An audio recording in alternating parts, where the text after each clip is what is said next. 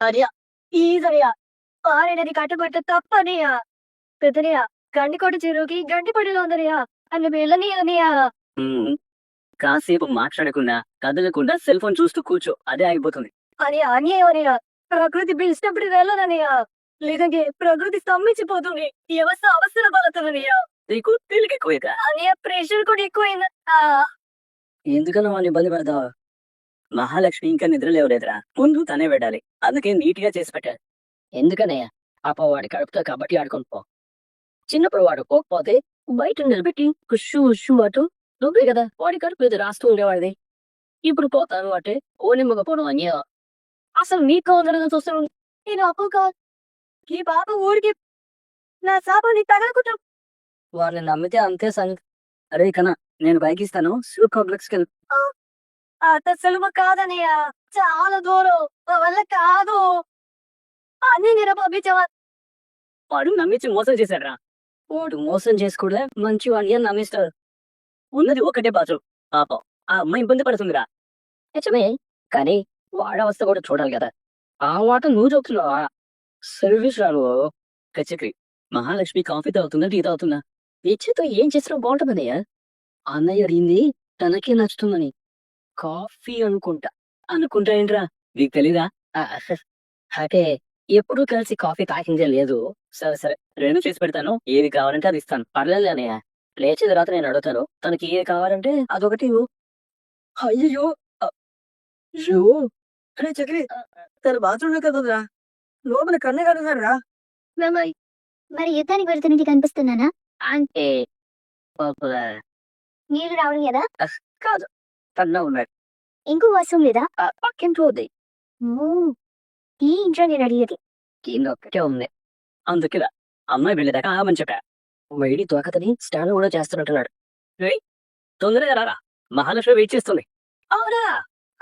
పర్లేదు, నేను వెయిట్ చేస్తాను.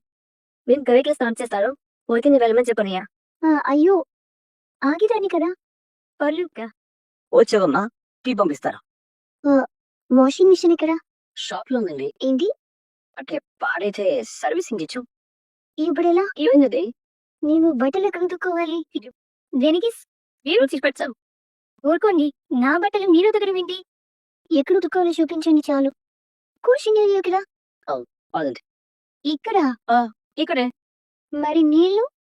అబ్బో, వీడు ఇంతకు ముందు ఎప్పుడైనా చిన్న పనైనా చేశారా? ఇప్పుడు చూడు, పాపం అనే సంగతి వదిలి, పాపం వదిలింతకు ముందు ఏ పని చేస్తున్నదో ఇప్పుడు కష్టంగా అవుతుందేమో. అవునా, మెల్లగా వాషింగ్ మిషన్ కొనాలి. నా వల్ల మీ అన్నికి ఎందుకు శ్రమ? అదేం లేదు, మీరు లేకపోతే మేము అసలు టీ తాగవా ఏంటి? చాలా ప్లేస్ ఉంది. అవును, గేట్ నుంచి పెరట్సాక అంత ముందే. మధ్యలో ఎవరో వచ్చి అడిగారు, కోట్లలో ఇస్తా ఉన్నారు. మా నాన్న ఇది ఎలా ఉందో అలాగే ఉండాలి అమ్మరు అని చెప్పాడు. మీకు నేను చెప్పింది ఏం చేశారు? ఏంటిది? హాస్టల్ చూడమన్నాను కదా. నువ్వు మర్చిపోలేదా? నేను ఇంతవరకు ఎవరి ఇంట్లోనూ ఉండడం జరగలేదు. మీ ప్రైవసీ మీది. నేనుంటే అందరూ అదే కాకుండా నా గోల్ రీచ్ అవ్వాలంటే హాస్టలే కరెక్ట్ కదా. ఇవాళ వెళ్ళి చూద్దాం, బోర్డు అని హాస్టల్స్ ఉంటాయి. సరే, చక్కచక్క బట్టలు ఉతికేస్తాను, కలిసి వెళ్దాం. నిన్నటి నుంచి నా మనసులో లేదు. మా ఇంటి దగ్గర పరిస్థితి ఎలా ఉందో, మా నాన్న ఎలా ఉన్నారు. ఒకసారి మీ ఫోన్ ఇస్తారా? నాన్నకు చేస్తానా? అంత ధైర్యం లేదు. మా వదినతో మాట్లాడతాను. మీ దగ్గర నెంబర్ ఉందా? నా కాంటాక్ట్స్ లో ఉండాలి, కానీ సిమ్ పడేసాను కదా. కాకుండా నా దగ్గర ఉందేమో చూస్తాను. ఇప్పుడు వరుసలు కప్పిసానని వాట్సాప్ పెట్టి వెళ్తున్నా. గుర్తుంది నీకు? నువ్వు నాకెందుకు ఫోన్ చేస్తున్నా? వదినా, మహా, నేనే వదినా. ఎక్కడున్నావు, ఎలా ఉన్నావు? అసలు ఏంటి మహా, నీకేది ఇలా చేసింది? అసలు ఏమైంది నీకు? ఇంతకింత ఫూలిష్ గా డెసిషన్ తీసుకున్నావు. అసలు నువ్వు ఇలా చేసావంటే నమ్మలేకపోతున్నాను. చింత చెట్టుకొని చివరికి నీళ్ళైతే నువ్వే కొలు చేసుకున్నావు. నాకు వేరే దారి కనిపించలేదు వదినా. అందుకని జిరాకి దారిని ఎంచుకుంటావా? నీ గురించి అందరూ చింత తప్పుగా మాట్లాడుతుందని తెలుసా? ఎన్ని రోజుల్లో నువ్వు తిరిగావు. నీ వల్ల ఏ జరిగిందని చూసావా? ఇంట్లో వాళ్ళు చేయబోతారు కూడా ఆలోచించైతే వాళ్ళు నా గురించి ఆలోచించారా? ఎంతసేపు వాళ్ళు అనుకున్నది కరెక్ట్ అనుకున్నారు. నువ్వు చేసేది కరెక్ట్ కాదు మా. ట్రస్ట్ ఫేసావు, కిలికి తీసుకునేవు వదినా. అసలు ఇదంతా నీకు తర్వాత వివరంగా చెప్తాను. అప్పుడు నువ్వే ఒప్పుకుంటావు. నేనేం తప్పు చేయలేదని తెలుసుకుంటావు. ఇప్పుడు మాత్రం నన్ను కోపడకు వదినా. అమ్మ నాన్న ఎలా ఉన్నారో తెలుసుకుందామని ఫోన్ చేశాను. ఎలా ఉంటారు మా? భూషణ్ ఎలాంటి వాడో అంచనా వేయటంలో మావి గారు ఫెయిల్ అయిందిచ్చు. కానీ నేనేంటి పెంచుకున్న ప్రేమ, నమ్మకం అన్ని ముక్కలైపోయి సొసైటీకి మొహం చూపించలేక మావయ్య ప్రాణాలు తీసుకుపోయాను. హాస్పిటల్ ట్రీట్మెంట్ జరుగుతుంది. ఏ క్షణం జీవంతో చూపటి కష్టపడుతున్నావు. పరిస్థితి క్రిటికల్ గా ఉంది అని అంటున్నారు. మా ఏంటి ఏమైంది? ఆ కోడలు చాలా చాలా గొప్పింటి అమ్మాయి. మామూలుగా చదువుకుంది అనుకున్నావా? అంత చదువుకున్న అమ్మాయికి వీడెలా నచ్చాడు? ఏదో మాయ మాటలు చెప్పుంటాడు. అయ్యి చేసుకోలేదు ఆ 2 పెళ్ళిళ్ళు. ఏమైంది? ఇదేనా నిలబడిందా? వాడుతున్నావు కిన్నాళ్ళు నా ఇంటికి ఆడు దిక్కూడదని ఈ అన్న చెల్లి కలిసి శాపాలు పెట్టారు కదా శాపాలు. ఇప్పుడు ఆ శాపం ఏమైందిరా? నీ అందరి మొహం మీద తనినట్టు గొప్పింటి అమ్మాయి వచ్చింది. ఏలి సస్తున్నారు ఎదవలో. ఆ అమ్మాయిని సరిపోలే చూడని చేశాను కదా. కొడుకు చూస్తే భయపడతారేంటి? నా 4 కొడుకులు నేను తగులు కొనేసాడు. కలుసుకొని పారిపోయారు. అంత చదువుకున్న గొప్పిట అమ్మాయి చక్కెర ఎందుకు చేసుకుంది? వాడే బలవంతంగా తీసుకొచ్చుంటారేమో. ఆ అమ్మాయి కారు దిగేటప్పుడు అక్కడ ఉన్నావు కదా, బలవంతంగా దింపారా? అనే దిగింది కదా. కళ్ళేమన్నా దొబ్బేట కిటికి మేడలు దొప్పినట్టు. వాళ్ళు కోటీశ్వర్లు. లక్ష వద్దు కోకి వద్దని నా కొడుకే కావాలని వచ్చింది. అబ్బో వాళ్ళ నాన్నని ఎదిరించి మరీ పెళ్లి చేసుకుంది. ఇక్కడ ఉన్నోళ్ళకి నా కుటుంబం గురించి తెలీదు. ఏదో అంటే అదో వచ్చేసి ప్రచారం వల్ల అప్పుగా అనుకుంటున్నారు. బయట వాళ్ళకి మేమంటే ఎప్పుడో తెలిసింది. అది అసలు సంగతి. ఊళ్ళో వాళ్ళకి వారి కుటుంబం గురించి తెలుసు కాబట్టి ఇంత దాకా పెళ్లి పెటాకులు లేవు. ఆ పొరుగు రోడికేం తెలుసు?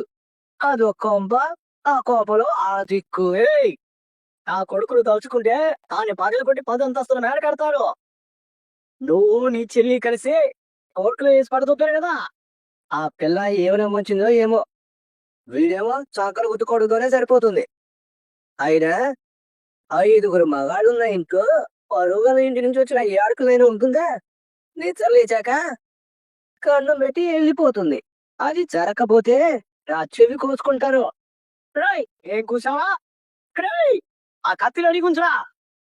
ఈ చొప్పనాతి మొహాన్ని చూడటానికి సిద్ధంగా ఉండండి. ఆ కొడుకు కోడలు ఇంట్లో సంతోషంగా ఉంటారు. మీ అందరి కళ్ళు పక్కుమని మండిపోతాయి. ఆ మంట మీద నేను టీ పెట్టుకొని తాగుతాను. చూడండి. ఎందుకు ఏడుస్తున్నారు? వచ్చిన తెల్లారి ఏడుస్తుంది. ఈ పిల్ల ఇంట్లో ఏమైంది? ఏమైంది? ఏమైందో చెప్పండి. ఏమైందిరా? ఎందుకు అమ్మాయి ఏడుస్తుంది? ఏమని అడుగుతారని? ఎందుకు ఏడిపిస్తున్నారా? ఏమైందిరా? ఎందుకలా ఏడుస్తున్నారు? ఏమైందో చెప్పండి. మీ నాన్న ఏమైందండి? ఏమైందమ్మా? చెప్పండి. మీ నాన్న ఏమో టాబ్లెట్స్ వేసుకొని ప్రాణాలు తీసుకోవాలనుకున్నారట. దీని కారణం నా వాళ్ళు మా నాన్న ఇలా చేసుకున్నారు. మాట వినకుండా పెళ్లి చేసుకున్నారని.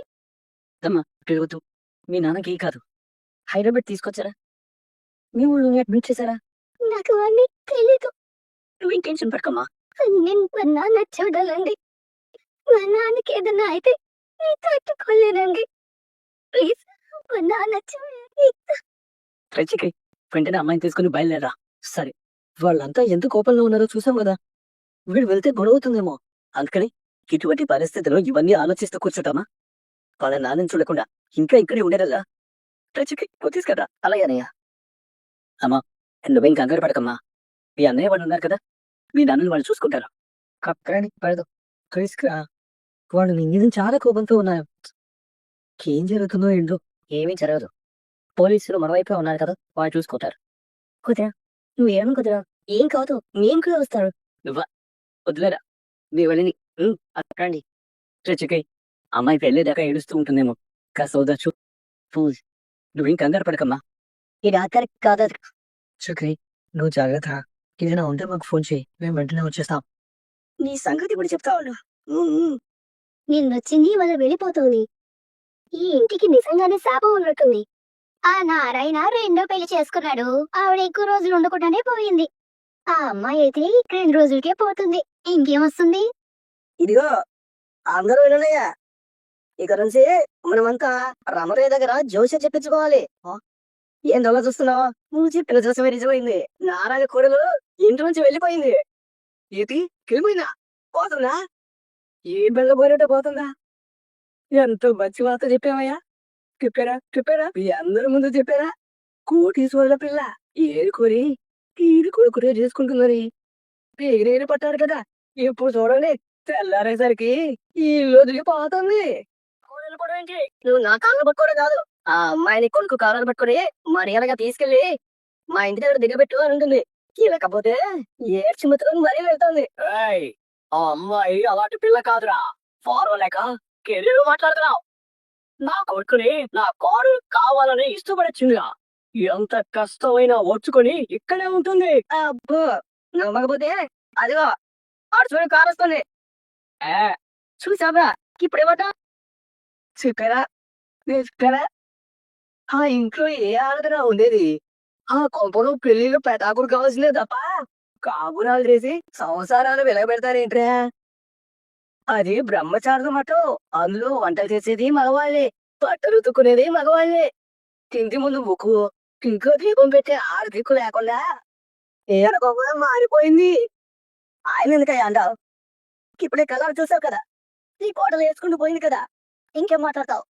డోంట్ వరీ, వీటిలో ఏ ఆడది ఉండదు. మూడోసారి రుజువైంది. ఇకనైనా అక్క పిల్లల కొంపలు తిరిగి దూరంగా వెళ్ళిపోయిరా. అమ్ముకుని మేమైనా బాగుపడతాం. ఏమండి, బాధపడకండి. బాధపడకూడదా? అంటే ఏంటి? మా నాన్న ఎవరి కోసం ఇలా చేశారు? నాకోసమే కదా, నా వల్లే కదా, నేనే కదా కారణం. మరి అందరికన్నా ఎక్కువగా బాధపడాల్సింది నేనే, కీడవలసింది నేనే కాదా? అదేనండి, మీరే కారణం. నేను కారణం అంటే నేను మాత్రమే ఎలా కారణం అవుతాను? ఒక చుట్టుపక్కల వల్లే కదా. వాళ్ళు మంచివాడైతే నేను ఎందుకు పెళ్లి తప్పించుకుంటాను? నన్ను ఒక మనిషిలా చూసుకునేవాడే అయితే ఎందుకు నా పెళ్లి నేను చెడగొట్టుకుంటాను? నా గోల్ని గుర్తించి నన్ను ఎంకరేజ్ చేసేవాడే అయితే ఎందుకు నేను పారిపోయి వస్తాను? అదే అన్నిటికీ ఆ పిల్ల కూడా కారణం. అవును, వాడే కారణం. వాడి వల్లే మా ఇంట్లో గొడవలు మొదలయ్యాయి. నిజమే, మీ నాన్నకి ఇలా జరగడానికి నాకన్నా ఆ చుట్టుకొలికాడు కన్నా మీరేకు. మీనా? మీ నాన్నకి ఇలా జరగడానికి కారణం మీనా? అవును, ఇప్పుడు నువ్వు ఎత్తుకొచ్చా భర్త పుల్లిలాగా ఉండేవాడు. ఇవాళ నువ్వు చేసిన పనికి ఆయన లోకల ప్రాణాలతో పోరాడుతున్నాడు. నిన్ను కూతున్నమ్మా, ఏ తప్పు చేయలేదమ్మా. నువ్వు ఏ తప్పు చేయకపోతే మరి ఇదేంటి?